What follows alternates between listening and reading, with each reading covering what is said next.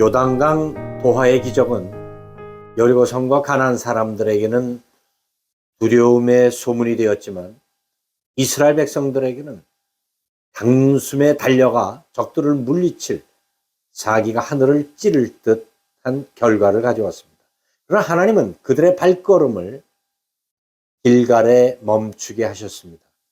그때 여호와께서 여호수아에게 이르시되 너는 부싯돌로 칼을 만들어 이스라엘 자손들에게 다시 할례를 행하라 하시며 여호수아가 부싯돌로 칼을 만들어 할례산에서 이스라엘 자손들에게 할례를 행하니라. 지금 이스라엘 백성들에게는 적을 공격할 수 있는 최적의 시기인데 그곳에서 할례를 행하라고 하는 것에 대해서 불만이 있었을 것입니다. 왜 지금 할례인가? 여리고성을 탈취한 후에도 늦지 않았을 텐데. 적어도 할례를 하고 나면 3일 정도의 회복될 시간이 필요한데 오히려 적에게 공격의 빌미를 주는 것이 아닌가. 그들은 여호수아의 리더십에 불평을 했을 것입니다. 이것이 주님의 뜻을 보지 못하는 우리의 생각이기도 합니다. 지금 그들이 정복하는 그 약속의 땅 가나안은 하나님께서 아브라함을 통해서 약속하신 땅으로 하나님은 창세기 17장에 그들과 구별되기 위해서 언약 백성의 증표로 할례를 명하셨습니다. 이 할례를 브리트 밀라라고 하는데 이 언약이라고 하는 브리트와 할례라고 하는 밀라, 다시 말하면 이 언약의 할례라고 하는 의미가 할례에 담겨 있습니다. 표피를 베는 그런 육신적 행위보다는 하나님의 약속을 가지고 살라라고 하는 그러한 깊은 정신적, 영적 의미로서 그들에게 할례를 명하셨던 것입니다.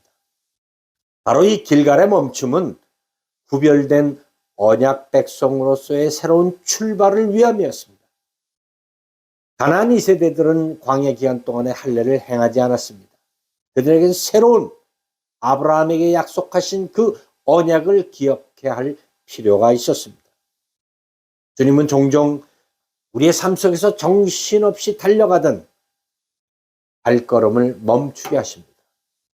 지난 팬데믹을 통해 땅만 바라보고 살던 우리들의 삶을 하늘을 바라보게 하셨고 때로는 자녀들의 문제나 육신적 질병, 경제적 문제로 우리를 멈추게 하십니다. 주님은 할례를 마친 후에 애굽의 수치를 물러가게 하셨다라고 선언하셨고 여호수아는 그 땅 이름을 굴러간다라고 하는 의미의 길갈이라고 정합니다. 우리는 이 고난의 멈춤을 통해서 이스라엘 백성들이 400년 동안 애굽에서 종살이하면서 그들의 몸에 밴, 그들의 생각 속에 밴 잘못된 습성들, 그리고 그런 삶의 스타일들을 버리게 하시고 굴러가게 하십니다.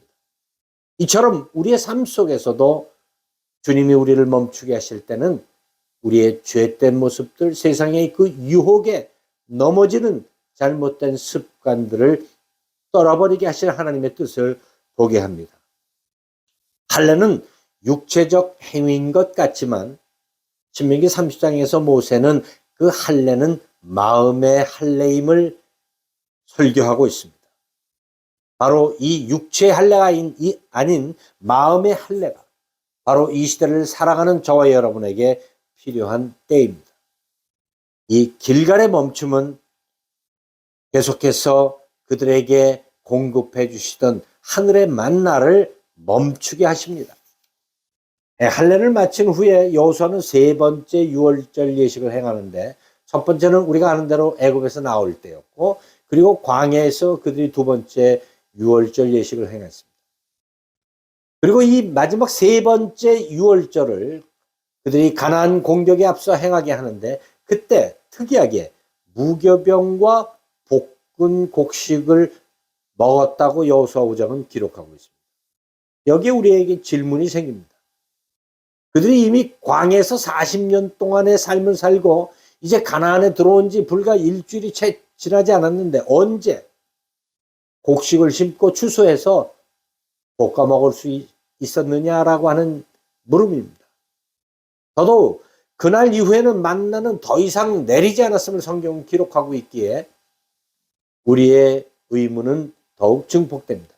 모세는 그에 대해서 이렇게 답을 줍니다.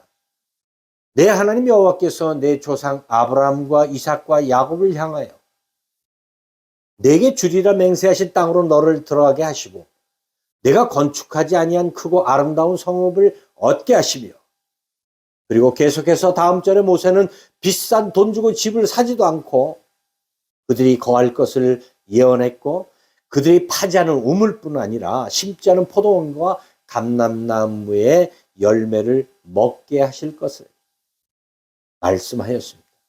여러분, 이 말씀에 다 아멘하며 공감하리라고 믿습니다.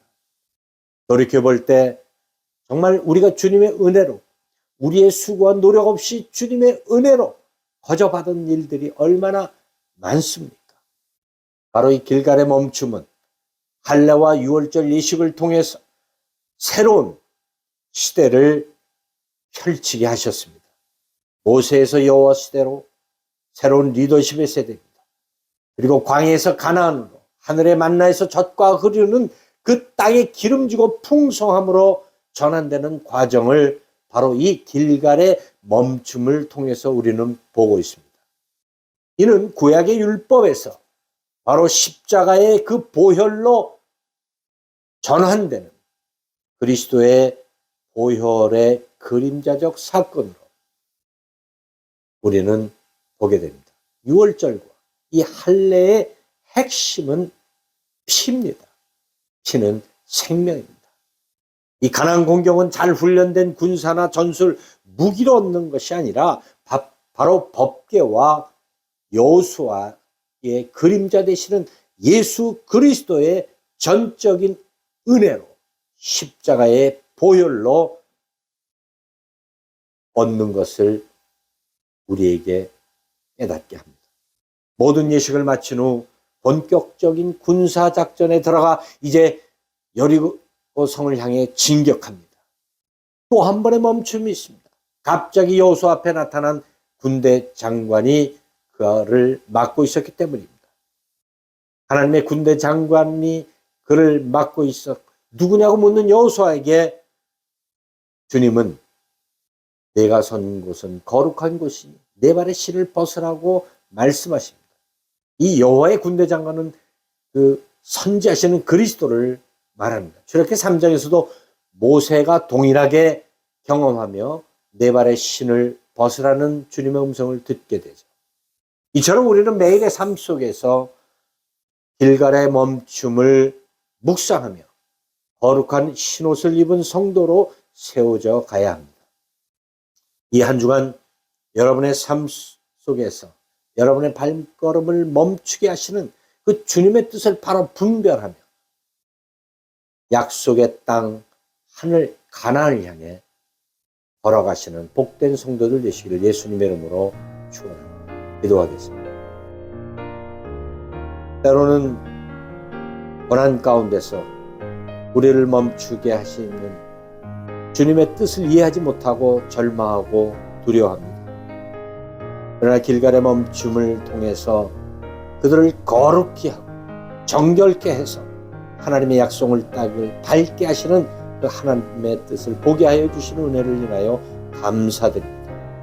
날마다 거룩함으로 살아가는 복된 삶이 되게 하여 주옵소서. 예수님의 이름으로 기도합니다.